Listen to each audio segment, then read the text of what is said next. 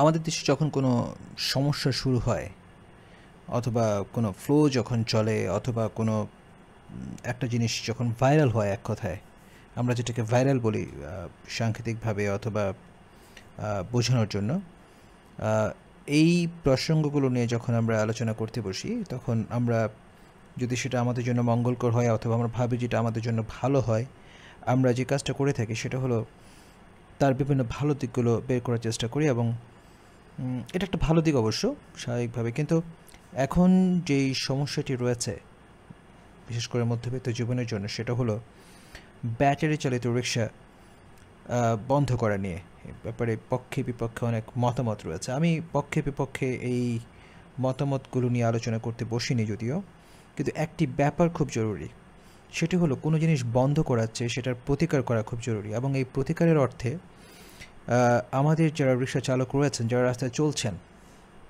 আমাদের সমাজের অংশ, তাদের জন্য জীবনটা অনেক সহজ হয়ে উঠেছে।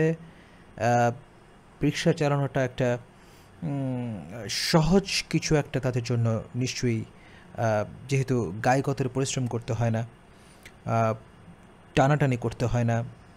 যারা বয়সবৃদ্ধ রয়েছেন অথবা শারীরিকভাবে সক্ষম নন তারা চালাচ্ছেন, বেকারত্বের একটা বড় অংশ পূরণ করছে। এই দৃষ্টিকোণ থেকে বলা, এখানে প্রশিক্ষণ জরুরি। সঠিক প্রশিক্ষণ যদি করা হয়, আমার মনে হয় এই সমস্যা থেকে আমরা বের হতে পারবো।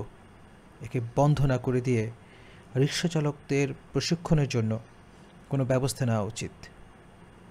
কারা নেবেন আমি জানি না, কে নেবেন জানি না, সেটা নিয়ে অন্য আলোচনা হতে পারে।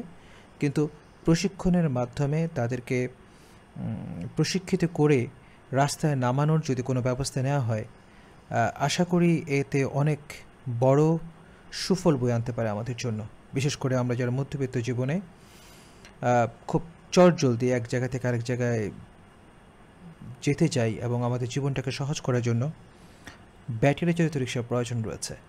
আজকে আমরা যারা বলছি যে এই রিক্সাকে বন্ধ করা উচিত, তারাও কিন্তু চড়ছি অথবা চড়তে বাধ্য হচ্ছি। কোনো সমস্যা বন্ধ করার মধ্যে নয়, বরঞ্চ সমস্যার সমাধান খোঁজা উচিত। তাকে কিভাবে আমাদের জন্য সুফল বয়ে আনা যায় সেই ব্যাপারগুলো নিয়ে। ধন্যবাদ সবাইকে।